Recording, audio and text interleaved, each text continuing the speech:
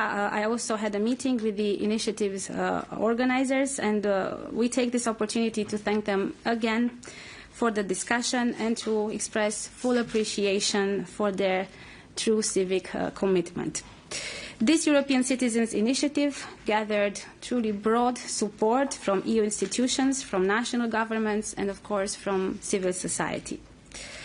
We have analyzed the initiative and concluded that, yes, it is possible to use EU funds to support member states' efforts for better access to safe and legal abortion care, and therefore to reduce the number of unsafe abortions. We clarify in our communication that member states can voluntarily, as requested in the initiative, use EU funding under the European Social Fund Plus, a fund that is part of my portfolio that I know very well how it functions, to support access to abortion care for women in vulnerable situations. Member states, of course, remain responsible for their own health policy and for the organisation and delivery of the healthcare services. I want to again underline our commitment, my commitment as well, to women's rights, as well as our steadfast support for women's highest standard of health. An essential part of the mission of this Commission is to advance women's rights and to advance gender equality, and it goes for women's participation in the labour market, it goes for their empowerment in careers, but it also goes to health, to a right to safe, high-quality, affordable health care. With this, I would, or maybe you would, allow Hadja to present, and then we respond questions. Please. Thank you. It's up to you. I don't know if I have to push. No, it's okay. No, you don't have to. So, thank you. Good afternoon, everyone. Today, I'm proud, very proud to stand before you for something truly important. It is one of our key priorities on equality for this mandate, and it will undoubtedly be part of our legacy. And above all, it will save lives. And this was only possible thanks to the citizen initiative, My Voice, My Joe. So let me start by warmly thank the organizer. They did an amazing job. They have shown that citizen participation works, that democracy can deliver.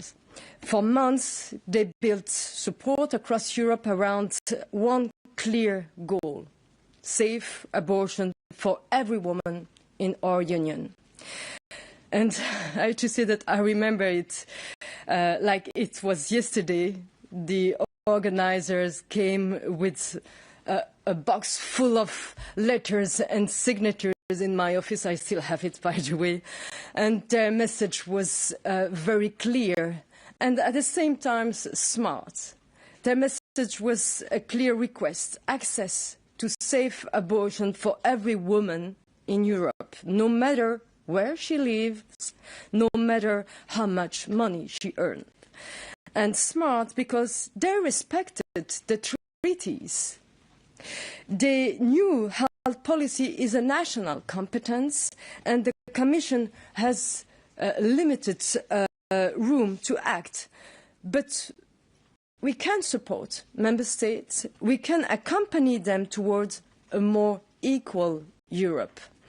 The organisers ask us to support member states that voluntarily and in solidarity want to offer access to safe and legal abortion under their national laws, including to women from the member states who otherwise could not access to abortion or afford it.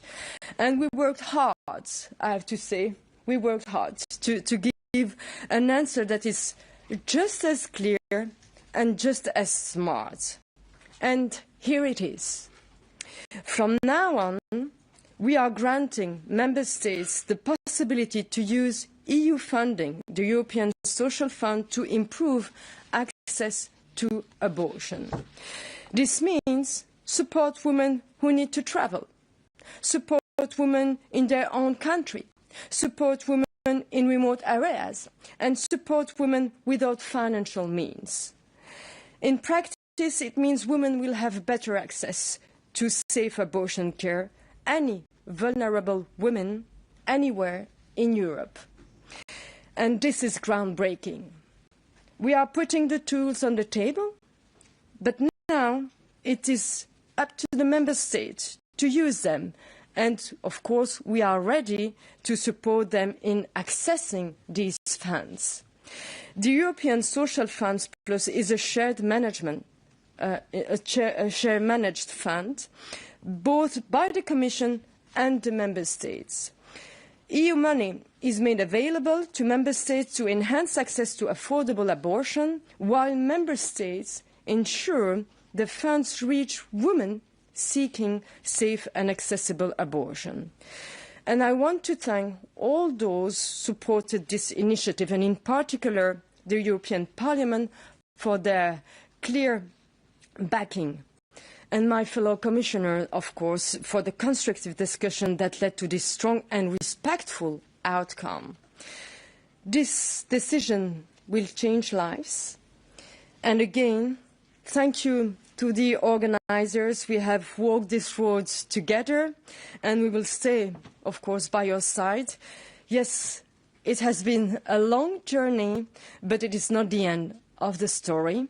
Now we must make sure member states are fully aware of these tools, and we know that at least 10 have already backed this initiative. Now we must stay united and keep working together for the women in Europe. And this is, of course, urgent because nearly 500,000 unsafe abortions take place in Europe every year. This is 500,000 of women at risk, 500,000 women traumatized, 500,000 women who may carry lifelong consequences, and this is 500,000 too many. And this is not the Europe we want to live in. We live, of course, unfortunately, in a time when women's bodies have become political battlefields, when rights are being rolled back around the world. But Europe is standing firm. Next week, we will present our new gender equality strategy for the next 5 years. It will strengthen women's health and rights across Europe, including their sexual and reproductive health and rights, because this is the Europe we believe in. So today, my voice, my choice, wanted action, and Europe has acted, and we will continue to act. So stay tuned. The next step is our gender equality strategy. Thank you. Thank you very much, Commissioner. Unfortunately, we have time only for a couple of questions. I see so many hands raised. I invite you to use the microphone there in the middle of the room. Catherine is the closest, so you get the first question. Thank you very much, Commissioners. The question I'd like to ask you is, you said that there are 10 countries that are potentially interested in this, but what I don't really understand is, if I say I'm a woman in, I don't know, Malta, who wants access to abortion, how would it work in practice? What would I do? I would explain a bit how the ESF functions. So it's a shared management fund. Member states that have the legal framework to support abortions and that want to use ESF money to help women in vulnerable situations from other member states access safe abortions will create a project, to not go into technicalities, decide on the amount of money, the number of beneficiaries, and open the possibility for women in other member states to apply for support so that they can access in that member state the respective services. So the money that is put at the disposal of women is in the member states that, of course, have a legal framework and a healthcare system where abortion is legally offered. That is, of course, the framework. And the mobility happens from a country where abortion is not performed to a country where abortion is legal, is possible, and ESF money is mobilized to be able to support the costs of women in vulnerable situations in other parts of the European Union. This is not just for this kind of intervention, this is the mechanism that is used. Next question, Blaž Mohorčić from Slovenian agency. Hello, thank you. Can you hear me? Yes, yes. Yeah, I would have a question about the financing, because the ESF Plus ends next year. So I would like to know how it will be. Will be there also money to support safe abortion in the next MFF? Thank you. Is programmed until 27, but the implementation of the money of the project goes until 29. And I tell you, from the situation on ground on how we are with the allocation, there's money available. Obviously, we're working with member states as they continue to spend them. So there are resources in the current MFF, and there is still time until 29. This is the system with these funds in shared management. It's until the last year, 27, plus 2 extra years. And in the next budget, what we proposed, but of course it's now with the Parliament and the Council, is that in the national and regional partnership plans, which are the cohesion country plans, let's say, a minimum 14% will be pure social investment. What ESF is now is social spending in the future plans. So in that framework, we propose the regulation for the future European Social Fund, where the types of interventions that are eligible now will be eligible in the future MFF. So there will be a continuity for all things that are now supported under ESF, on employment, on supporting vulnerable categories to access basic services, including healthcare, on education. Everything that we now support will continue to be supported under the next MFF. Of course, how much money will be available, that is to be seen after the negotiations. And if I may add, this is why precisely we choose the ESF, because it's a big amount, it's a big instrument, has been there for ages, I mean decades at least, and will continue. So we have the continuity, and the purpose is also cohesion, social cohesion. And so we are, and it's a shared management. I have to underline the fact that this is a fund that supports vulnerable persons. Vulnerability of a person comes from different causes. And so, of course, this is a fund that, as I mentioned, supports people in poverty. Poverty means sometimes not being able to access education or healthcare, supports skilling and employment for workers. There are numerous types of interventions supported by this very old fund, this cohesion fund that we have. And the envelope currently, under the current MFF, is for all member states 140 billion euros. Of course, each member state has different amounts, but clearly this is a big envelope. And again, we stay inside this voluntary mechanism that the initiators of the My Voice, My Choice proposed. Member states under shared management exactly do this with ESF. It's not the Commission that dictates to them what they do with the money. We have a set of eligibility and objective rules, and then they decide how they allocate these resources. And of course, we have the letter of the 10 member states, maybe there are more. Those states and more have ESF allocations. These amounts are differ, but they are significant, much more than that was discussed in the public sphere, so they can for sure use it now and for sure in the next MFF, but let's see the numbers. To give you an idea, the ESF Plus was 142.7 billion. Is currently In this mandate. We asked the same amount. And for Belgium, for a country like Belgium, it's 1.3 billion, 10 times more for Spain, and so on, depending on the population, of course. But what we wanted is a solid instrument, and this is this. Thank you very much. Mose, Brussels Times, next question. Thank you. I would like first to ask both commissioners, understand this is not a new fund, that's good, that seems very innovative, and obviously the money is not earmarked for this purpose, but still, did you make any estimations how much might be needed in the different member states? And relating to the previous question about, you said, that at least 10 member states have agreed to it, because it's voluntarily, as you said. I mean, but what is most important, I think, is that exactly those EU member states which currently have restricted access to abortion, or even banned it, that they are in it. Otherwise, it won't serve its purpose. And the third question is more political, because you said here, health is, as you said, member states' competency, right? And here found the solution how to, let's say, a solution which not infringe on that member state competency, because it's a matter of women's rights, right? About fundamental rights. I wonder, can this be seen as a kind of prejudicate in another issue which concerns freedom of religion, especially your country, Commissioner Labib, Belgium, where there are problems with circumcision of boys, you know that, the law about this, and the Commission said, no, we can't interfere because of that, but here you interfered somehow, found a solution which respects the Member States' competency while also ensuring fundamental rights. What is your opinion about that? Thank you. Obviously, leave up to a commissioner to answer what she wants, but please let's dedicate this short press point to the topic of My Voice, My Choice, to the abortion. You know, it is clear that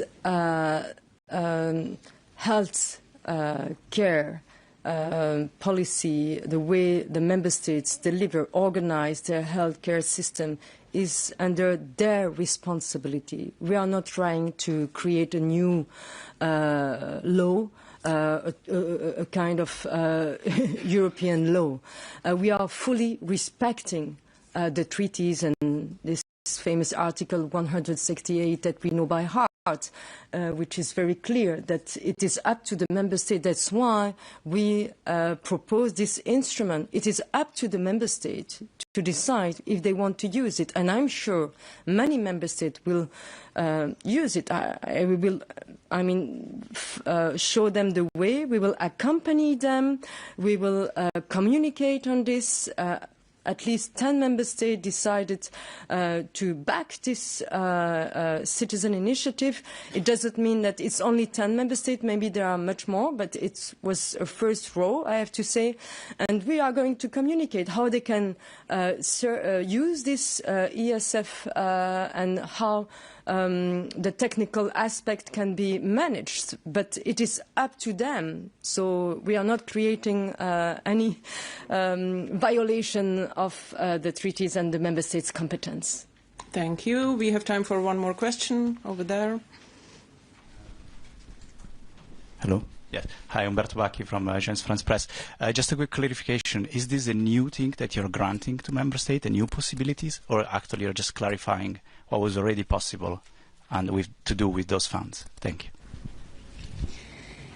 In terms of general access to healthcare for vulnerable categories, this was already possible under ESF. Of course, we can speak about oncological cancer treatments, about different types of interventions.